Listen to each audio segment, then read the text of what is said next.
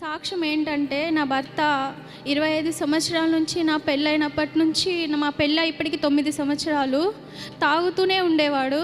కానీ నేను లైవ్లో ఇక్కడ చూశాను. నేను ఇక్కడ బెల్లంపల్లి చర్చిలో ఇక్కడ ఇలా జరుగుతుందని నాకు తెలిసింది. నా భర్తకు కూడా అంటే చెప్పుకుంటుంటారు కదా, ఇలా జరుగుతుంది, అక్కడికి వెళ్తే మంచిగా అవుతావు, నువ్వు నీ కుటుంబం కట్టబడుతుందని చెప్పిన ద్వారా నా భర్త కూడా లైవ్ చూసి, నా భర్త ఫస్ట్ టైం ఇక్కడికే వచ్చారు.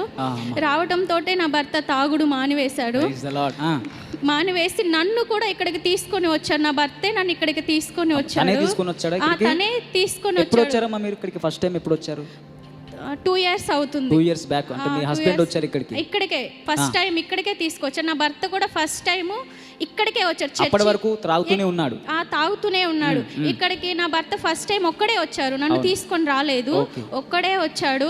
వచ్చేటప్పుడు కూడా తాగే వచ్చాడు.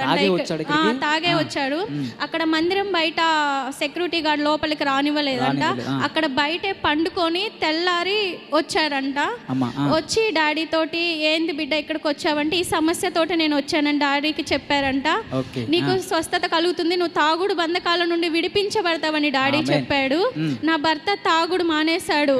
నా భర్త తాగినన్ని రోజులు ఇంట్లో గొడవలు, ఇళ్ళ పక్క వాళ్ళు చూటుపోటి మాటలతోటి నేను చాలా బాధపడ్డాను. చాలా, అసలు ఎంత ఉంటే చాలా బాధపడ్డాను. దేవుణ్ణి అడిగాను, నన్ను కూడా అక్కడికి పంపించండి, నేను చూడాలి. ఫోన్లో చూడడం తప్పితే నేను ఎప్పుడు చూడలేదు అని నేను దేవుణ్ణి అడిగాను. ఇక్కడికి రాగానే నా భారం అంతా దిగిపోయింది. సంతోషంగా ఉన్నాను. ఏ బాధ లేదు, ఏం లేదు, సంతోషంతో ఉన్నారు. గట్టిగా చెప్పలు కొడదామండి ఒకసారి. ఎప్పుడు వచ్చావు? 2 సంవత్సరాల కిందట వచ్చా. 2 సంవత్సరాల కింద దైవజనుడితో ప్రార్థన చేయించుకున్నావు? చేయించుకున్నా. ఏం జరిగింది? అప్పుడు బాగా తాగేటండి అమ్మా.